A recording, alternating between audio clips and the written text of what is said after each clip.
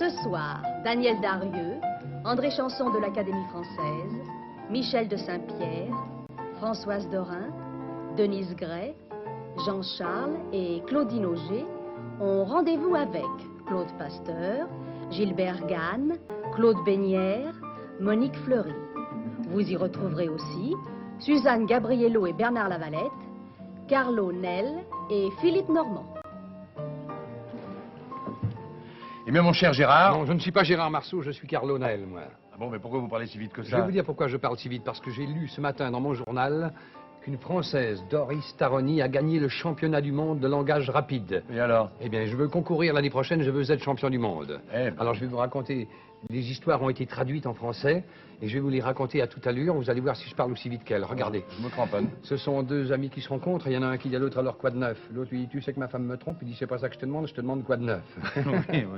C'est le monsieur l'astronome qui regarde dans sa lunette. Il dit, tiens, demain il va pleuvoir. Il y a un autre monsieur à côté qui dit, c'est formidable. En regardant dans votre lunette, vous pouvez voir qu'il va pleuvoir. Il dit, non, c'est simplement mon corps au pied qui me fait souffrir.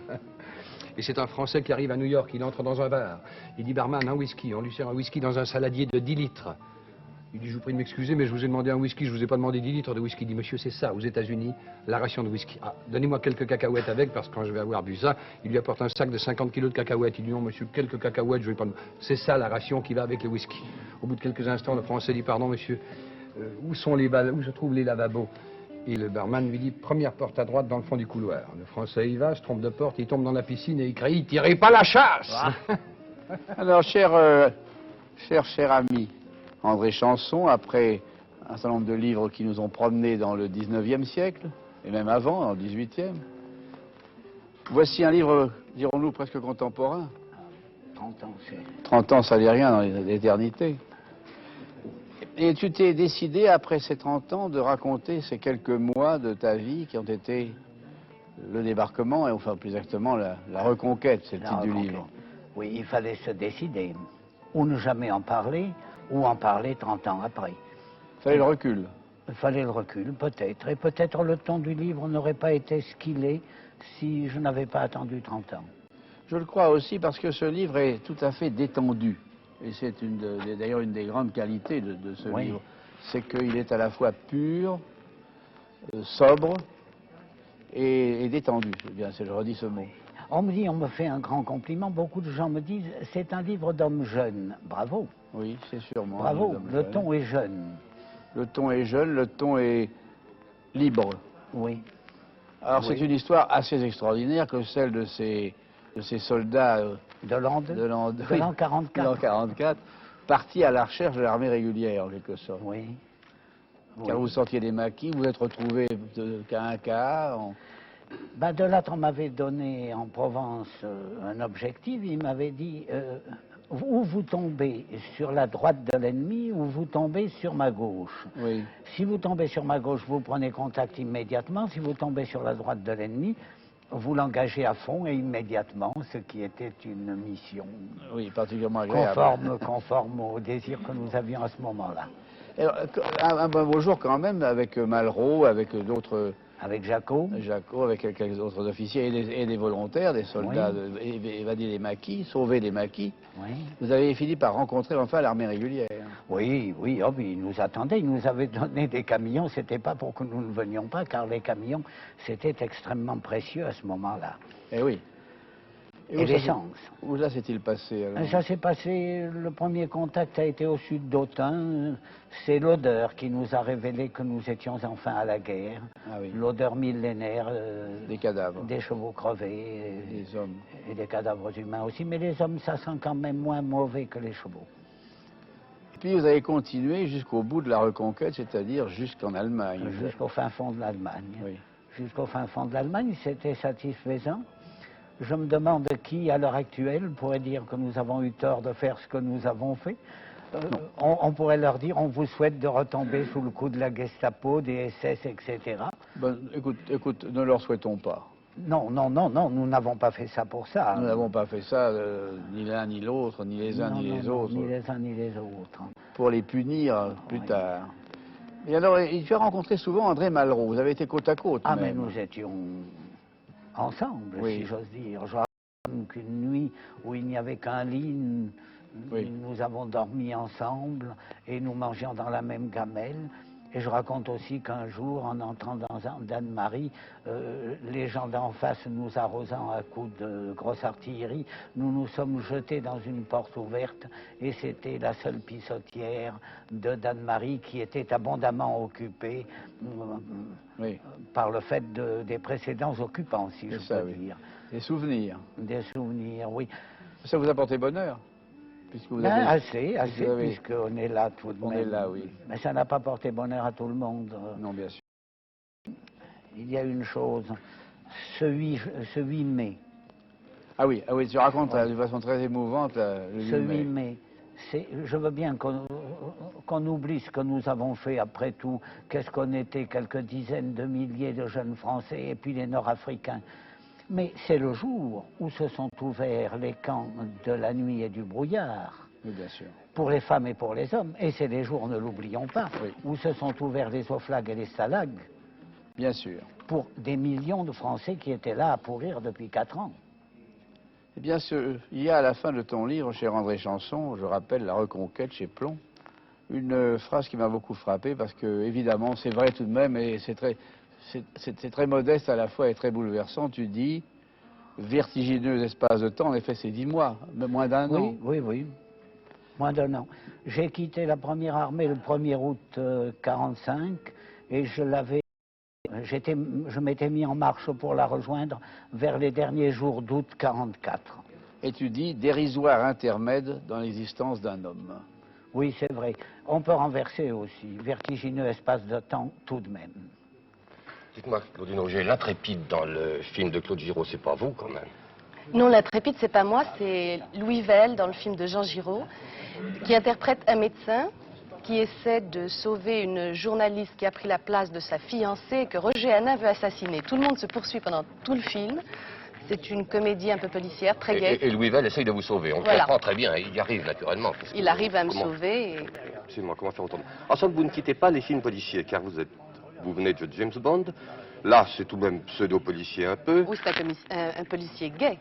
Un policier gay. Oui, ça c'est C'est très rare. important, ça, ce qui est très rare. Et puis, Il n'y a pas de mort. visible pour tous les âges. Voilà, Très c'est un important. film où on peut emmener les enfants, qui est pour tout public, et je crois que c'est le seul film en ce moment sur les Champs-Élysées.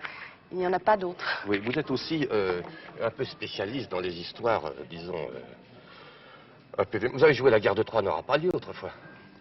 Oui, j'ai joué Giraudoux au TNP, j'ai joué Molière au Bon, TNP. alors méfiez-vous, parce que là, nous avons... Ça me rappelle une très jolie histoire. C'est un pompier qui aurait dû prendre son service un soir au théâtre municipal de Rennes.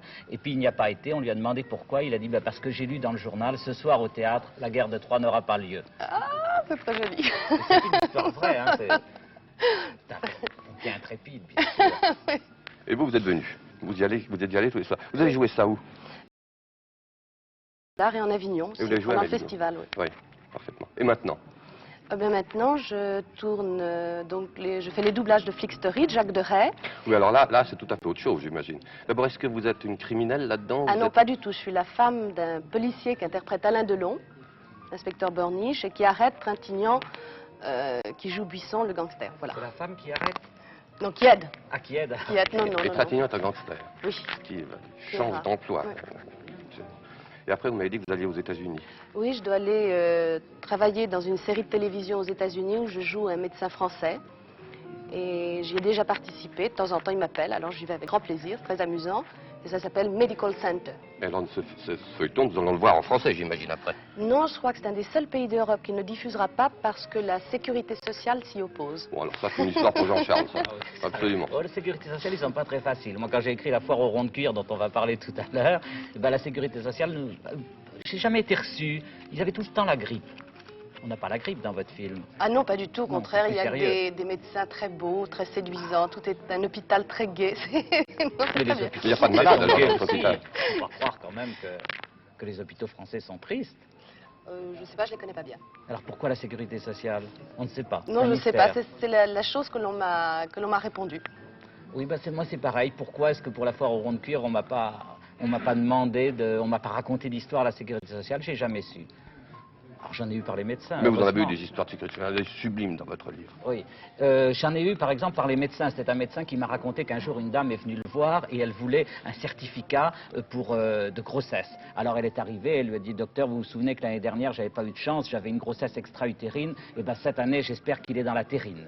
Dites-moi, vous appelez votre livre La foire au rond de cuir. Mais les médecins, c'est tout de même pas des ronds de cuir. Ah non, mais c'est par hasard qu'un médecin m'a raconté une histoire de rond de cuir. Non, non, j'ai des vraies histoires de rond de cuir. C'est que les ronds de cuir, ils doivent faire beaucoup de papier. Alors il faut sans arrêt remplir des papiers, et j'en ai une d'un rond de cuir qui avait besoin de quelques jours de congé parce qu'il voulait aller cueillir du muguet. Vous savez, les fonctionnaires ne sont pas toujours très bien payés, alors pour se faire un peu de sous, il voulait aller cueillir du muguet le 30 avril et le vendre le 1er mai. Et comme il avait déjà pris tous ses jours de congé, il a fait une demande: j'ai l'honneur de faire une demande. Alors au lieu de demander un jour par anticipation, il a dit: j'ai l'honneur de demander un jour de congé à titre posthume. Oh, c'est admirable. Ce qui est admirable. Admirable l'histoire. Et alors, il y a toujours des rapports aussi, les rapports, les demandes d'explications, c'est très important dans l'administration. Il y a une histoire que j'aime beaucoup qui est arrivée à un ambulant. Vous savez, les ambulants, ce sont les gens qui trient le courrier dans les trains. Et cet ambulant était très ennemi, il s'entendait très mal avec un receveur des PTT d'Évreux, et ce receveur avait sa villa juste en face du passage du train. Et un jour, l'ambulant, pour embêter le receveur des PTT, a mis ses fesses nues à la fenêtre. Alors, fureur du receveur, qui immédiatement envoie le directeur départemental transmet au chef de brigade, et le chef de brigade, obligé de demander des explications, très ennuyé, ne sachant pas comment expliquer ça. Et puis il a eu une illumination, il a dit: non, non, non, monsieur le directeur, il ne s'est pas du tout passé ce que l'on vous a raconté. En réalité, il y a parmi les ambulants 2 chauves, et ils se sont penchés tous les 2 en même temps. Oui. Je sens que nous sommes sur le point de raconter des histoires scabreuses, parce qu'il y en a beaucoup. Non, non, Non, quand même non, pas. vous n'avez pas. Non, une histoire plus digne. Oui, s'il vous plaît. Plus digne. Alors ça, c'était l'histoire d'un maire que l'on avait prévenu du décès d'un personnage important, un président de la République ou autre, et on lui avait demandé de mettre les drapeaux en berne. Et il a renvoyé un télégramme en disant: n'ayant pas de drapeau de couleur berne, j'en ai mis un tricolore. Oui. Je pense que dans toutes ces histoires, il y en a quelques-unes qui pourraient faire des films, non? Des films, alors ça, je vois pas très Ou bien qu'on comment... pourrait faire un glisser sketch. pour faire un sketch ou pour faire des Ah, gags à l'intérieur de... Il y a un sketch que j'aimerais beaucoup voir jouer par Claudine Auger. C'est l'histoire de... Pourquoi pas? Oui, je vais vous le raconter. Ah oui, il serait merveilleux. C'est l'histoire d'une dame qui devait fournir un certificat comme quoi elle allaitait au sein. Et puis le médecin avait oublié d'établir ce Vous certificat. êtes encore sur une pente dangereuse, là, non? Non, Écoutez, non, allez-y, allez-y. C'est censuré, non? Non, non, c'est absolument pas pas. Jamais. censuré. Voyons. Bon. Et alors donc elle arrive à la sécurité sociale de Ville d'Avray avec son carnet de maternité dans lequel il n'y avait pas de certificat. Et l'employé, le rond de cuir qui était là au guichet, lui a posé la question, mais en faisant un petit peu un lapsus, il lui a dit: madame, est-ce que vous allaitez au sein artificiel? Et alors la dame a fait répéter, l'autre a répété. Alors la furieuse, elle a ouvert son corsage, elle a montré un sein merveilleux et elle a dit: et ça, c'est de l'artificiel. Ah, non, non, elle veut pas mimer. De toute façon, impossible dans Flick Story, cette histoire-là. Non, ça pourrait se faire, enfin, Oui. faut réfléchir. Bon, et le théâtre, alors, vous nous laissez tomber complètement.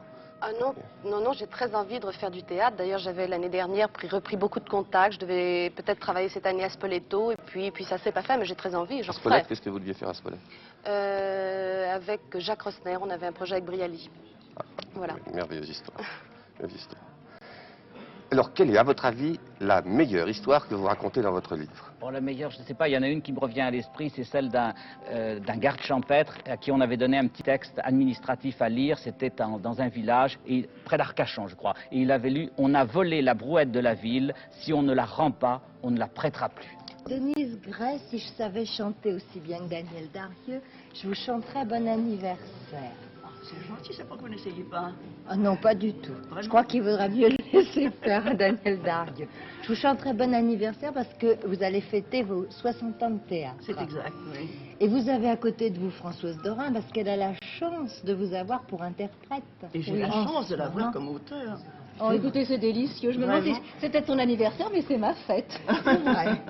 Oui. Alors, 60 ans de théâtre, c'est quoi pour vous? C'est énorme. Bah, non, ça m'a pas semblé long. Du Ça tout. semblait passer vite. Non, hein? non, ça m'a semblé passer très très vite parce que, en somme, je me suis toujours beaucoup amusée et je continue à m'amuser beaucoup en jouant la pièce de Françoise. Ce que je voudrais, c'est qu'étant donné mon acte de naissance, c'est que la pièce termine ma carrière. Vous comprenez? Mais le plus tard possible, on n'est pas pressé.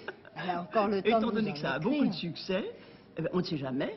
C'est vrai. Étant donné que Oui, nous mais allons reprendre, je peux faire la tournée, une autre tournée. Bien sûr, Eh on peut en tirer après un ça- film, après ça, une émission de télévision. Bien sûr, le Oui, tube n'a pas c'est- fini sa carrière. Ça sera un vrai tube pour moi, en tout C'est cas. vrai. Vous avez choisi pour fêter vos 60 ans de théâtre les Folies Bergères. Pourquoi? Parce que j'y ai débuté comme figurante en juin 1915.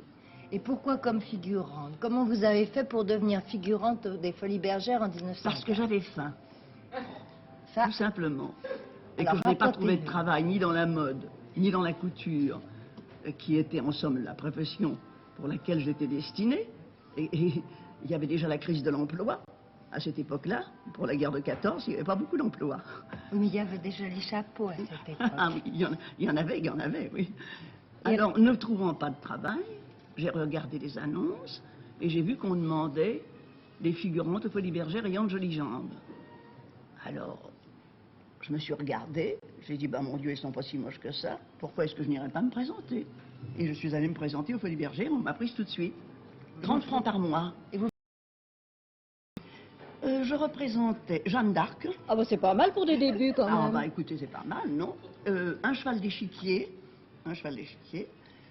une petite vendeuse, vous voyez, mon emploi réapparaissait, et puis je me souviens plus très bien. Mais enfin, je faisais beaucoup de choses. Vous lui faites faire moins de choses dans le tube. Oui. Oh, oui.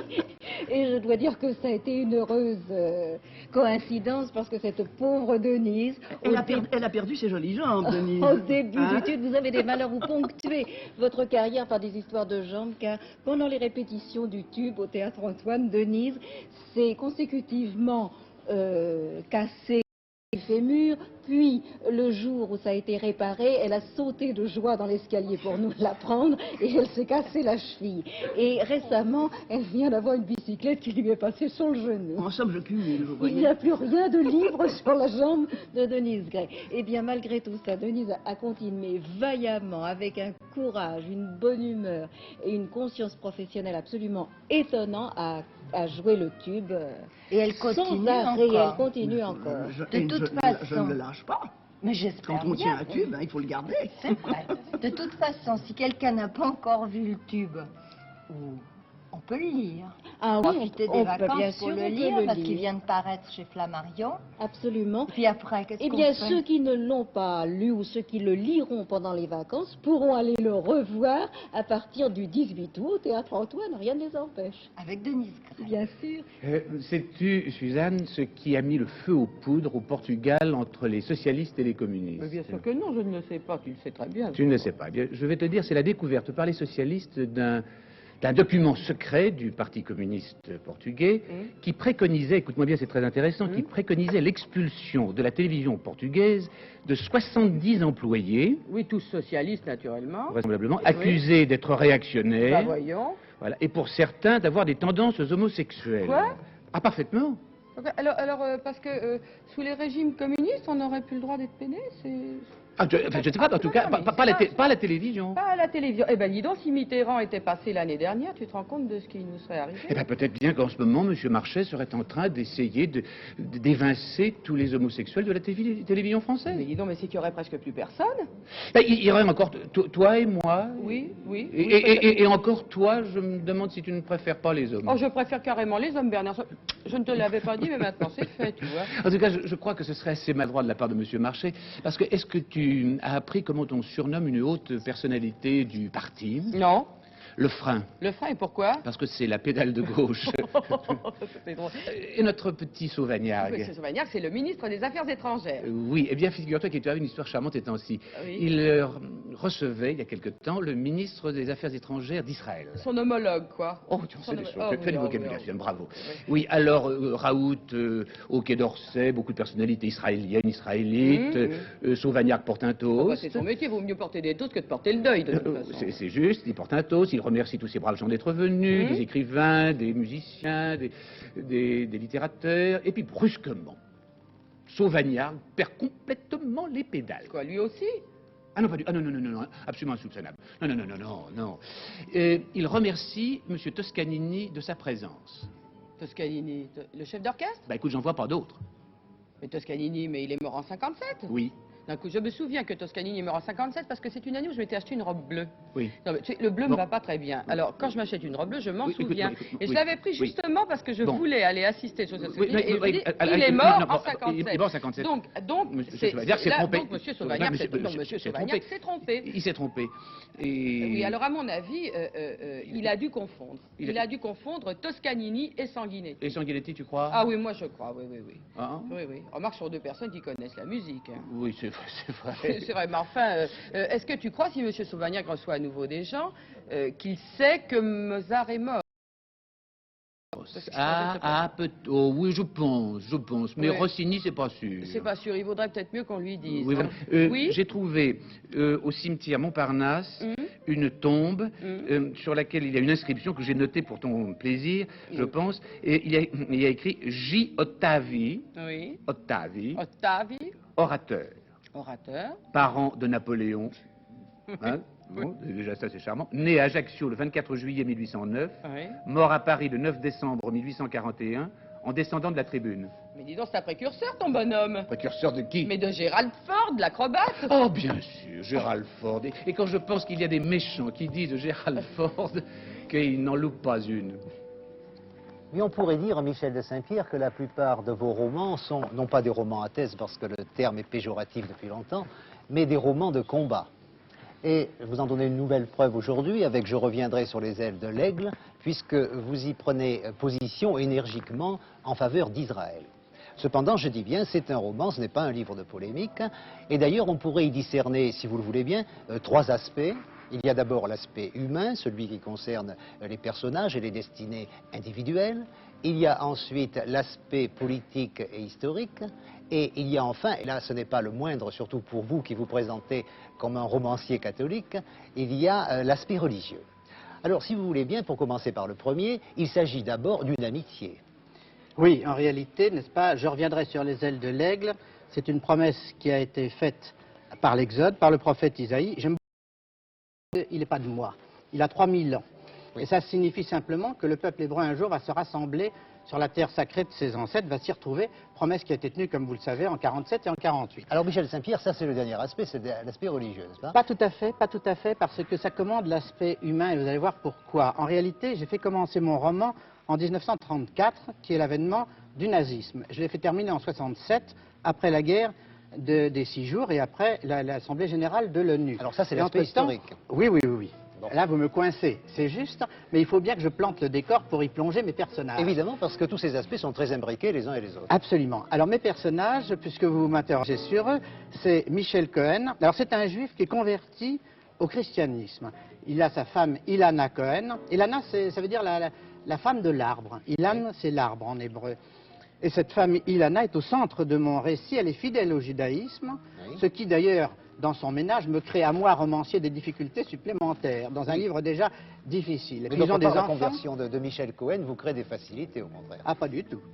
Non, pas du tout. C'est très difficile d'étudier l'intrusion, surtout à travers un roman, de Jésus dans le judaïsme, dans une âme et dans une histoire juive. Parce que moi, je raconte une histoire, vous l'avez très bien dit tout à l'heure, et cette histoire, en effet, c'est aussi l'histoire d'une amitié, puisque Michel Cohen est l'ami d'un Normand qui s'appelle Bruno Martinville. Je dis tout de suite, je me défends, c'est pas mon portrait, n'est-ce pas? Pourtant, il emprunte beaucoup de traits à votre personnalité. Oui. Mais c'est un journaliste désengagé, alors que moi, je me suis toujours engagé jusqu'au coude dans tout ce que j'ai fait. Ah, pas tout à fait désengagé, parce que tout de même, il a fait un livre sur Nuremberg, il a pris parti pour Israël lui aussi, il a pris parti pour l'Algérie française. Après tout, il vous ressemble pas mal. Oui, il est désengagé en ce sens qu'il veut être toujours disponible, ce qui n'est pas toujours mon cas. Oui. Mais n'empêche que vous avez raison, il finit par s'engager pour Israël, pour la cause d'Israël, et il est en tout cas incontestablement ce Normand est mon porte-parole. Dans beaucoup de cas, ça fait pas l'ombre d'un doute. Alors, de 1934 à 1967, j'étudie ces gens-là, leur petit drame, le drame de la vie quotidienne d'une famille modeste, qui devient importante par la suite, mais que je veux imbriquer avec de grands pans d'histoire humaine. Alors, ces grands pans, c'est l'avènement du nazisme, c'est la guerre, c'est l'Holocauste, le massacre des Juifs par les nazis, le procès de Nuremberg, c'est l'indépendance d'Israël, c'est la campagne du Sinaï, l'attentat, la prise, la capture d'Eichmann et son procès, et puis la guerre des 6 jours. Ça fait beaucoup de drames pour une seule famille. Oui, mais c'est une partie documentaire à laquelle on prend d'ailleurs beaucoup de plaisir, parce que vous montrez aussi quelquefois le dessous des cartes. J'essaye. J'ai eu des renseignements que j'ai essayé de rendre de première main, notamment sur le colloque de Vincennes. Témoin du jour. Quand je fais parler, par exemple, David Ben Gourion, moi, j'écris pas un roman historique, j'écris pas les trois mousquetaires, je ne fais pas parler Richelieu n'importe comment. Non, Ben Gourion prononce des paroles qu'il a réellement prononcées. Là, j'ai interrogé les témoins de l'époque. Alors, Michel de Saint-Pierre, il ne faut pas non plus minimiser la part purement romanesque, quand même, de votre livre. Je disais que c'était une amitié, vous l'avez répété vous aussi. L'amitié entre un juif et un normand. D'ailleurs, vous mettez à ces deux mots des majuscules, comme s'il s'agissait de nationalité, oui. n'est-ce pas?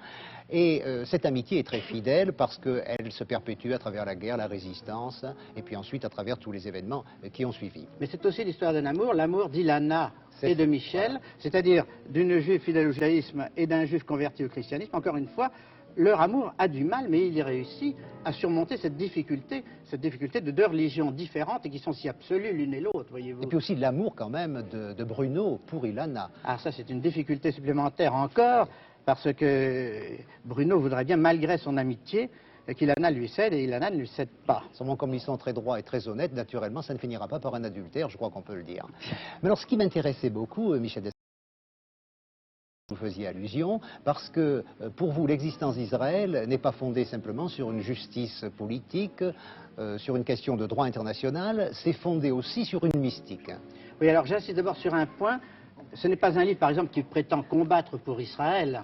C'est un livre qui prétend simplement montrer à travers les vicissitudes d'une famille juive que les juifs ont eux aussi droit à leur foyer national, droit à leur État, droit à la pierre sur quoi, comme il est dit dans la Bible, ils puissent poser la tête. Oui, et vous dites vous-même, si un État arabe était menacé comme l'est Israël, je prendrais aussi son parti de la Absolument, même façon. et c'est parfaitement exact. Seulement les États arabes ne sont pas menacés dans leurs existences, tandis que l'État...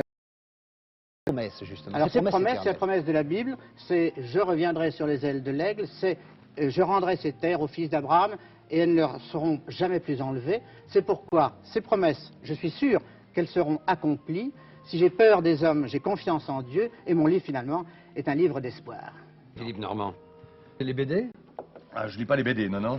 Les BD, vous appelez quoi BD d'abord? Les bandes dessinées? Non, je lis pas les bandes dessinées. Moi, je lis mon journal, qui est un quotidien normal et tout ce qu'il y a de sérieux. Oui, mais enfin, en ce moment, sérieux, avec les nouvelles actuelles, il n'y a pas de quoi. Ah, mais je vais vous faire une confidence, mon cher Carlo. Dans le journal, moi, je lis pas les nouvelles. Je lis les petites annonces et en de rares occasions les faits divers, mais surtout les petites annonces, c'est un passe-temps plein d'imprévus. Ben, moi, je suis curieux de nature, ça me ferait plaisir d'en lire quelques-unes avec vous. Ben, c'est pas difficile, tenez, regardez ça. Bulldog à vendre, mange n'importe quoi, adore les enfants.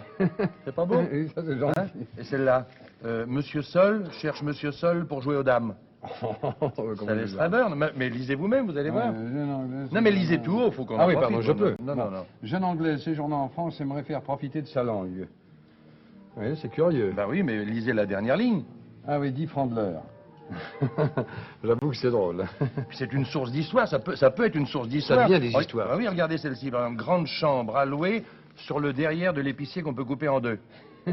Hein? Et celle-là, monsieur Dupneux, pompiste. Ah, ça, c'est un drôle de nom, Dupneux. Moi, avec un nom comme ça, je suis prêt à éclater. Non, mais vous avez entendu parler des noms prédestinés quand même. Oui, il y en a quand même. Bon, alors, justement, vous parlez d'éclater. Écoutez la suite. Monsieur Dupneux, pompiste, est décédé pendant l'exercice de sa profession. Et... Je sais, j'ai lu qu'en creusant sa tombe, on a trouvé du pétrole.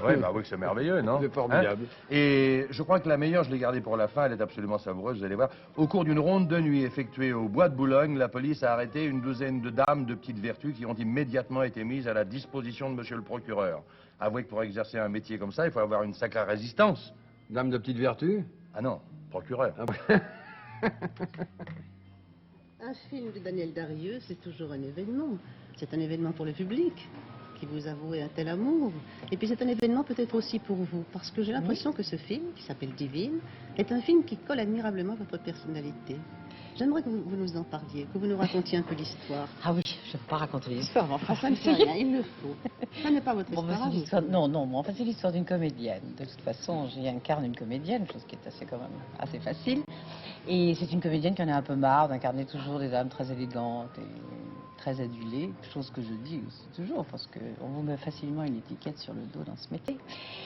Et voilà, alors elle voudrait changer de personnage et il se trouve qu'à l'occasion de la présentation d'un jeune homme qui est un grand admirateur de cette femme, elle arrive à se déguiser dans la vie, à lui jouer des choses absolument épouvantables pour qu'il soit horrifié et au contraire, la réaction du garçon est tout à fait l'opposé de ce qu'elle voulait, c'est-à-dire qu'il est de plus en plus ébloui parce qu'il trouve que vraiment quelqu'un qui est aussi moche dans la vie et aussi belle sur la scène, il faut absolument s'en occuper, la soigner, l'emmener à la campagne, et enfin elle arrive à des résultats tout à fait contraires de ce qu'elle voulait, et enfin voilà, enfin c'est pour amener le jeune couple à se marier à la fin. Je raconte très mal. Non, mais c'est très moral. Mais ce qui me semble dans ce film, c'est que c'est une comédienne qui remet perpétuellement les choses en question, et je crois que cela c'est vous. Bon, mais on va s'arrêter là parce que je sais que vous n'aimez pas qu'on parle de vous. Bon, alors dites-moi au moins qui joue avec vous. Eh bien, avec moi joue Jean Le Poulain, qui fait mon impresario. Oui. Georgette Plana, qui fait mon habilleuse confidente, en fait. Et vous voyez que le film n'est pas très triste, parce que ce sont des gens merveilleux et très drôles. Et puis il y a un jeune couple, Richard Fontana et Martine Couture, qui joue le jeune couple, naturellement. Il faut toujours un jeune couple dans une histoire. Et vous chantez beaucoup? Je chante beaucoup, c'est une comédie musicale. C'est une comédie musicale. Vous aimez, je crois, beaucoup ce genre? Oui, j'aime énormément. J'aime la musique, j'aime chanter. Et voilà, alors j'ai trouvé qu'on m'a écrit cette comédie musicale, j'étais absolument ravie. Qui vous va admirablement, chère Divine. Vous allez nous chanter une chanson du film de préférence. Voilà. Comment s'appelle cette chanson? Pourquoi l'amour? Oh, tout un programme. Je vous écoute.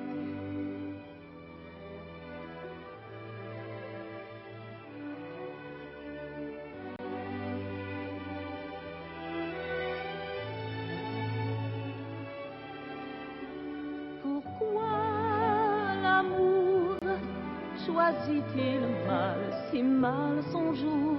Et pourquoi le bonheur choisit-il mal, si mal son heure? Plus tôt, plus tard, c'était pardonnable. Plus tôt, plus tard, c'était préférable. Plus tôt, plus tard, c'était adorable. Plus tôt, plus tard, tout est possible. Pourquoi l'amour choisit-il mal, si mal son jour? Et pourquoi le bonheur choisit-il mal, si mal son heure? On a changé l'odeur du temps, la neige vient souvent au printemps. J'ai cueilli ce brin de bruyère, ce n'est pas tout à fait l'hiver. Je l'ai jointe au bouquet fané des lilas mauves de juillet. Mais voilà qu'il pleut, on frissonne, l'été est devenu l'automne. Pourquoi l'amour choisit-il mal, si mal son jour? Et pourquoi le bonheur choisit-il si mal son heure? Plus tôt, plus tard, c'était pardonnable. Plus tôt, plus tard, c'était préférable. Plus tôt, plus tard, c'était adorable. Plus tôt, plus tard, tout était possible. Pourquoi l'amour choisit si mal son jour? Et pourquoi le bonheur choisit-il mal, si mal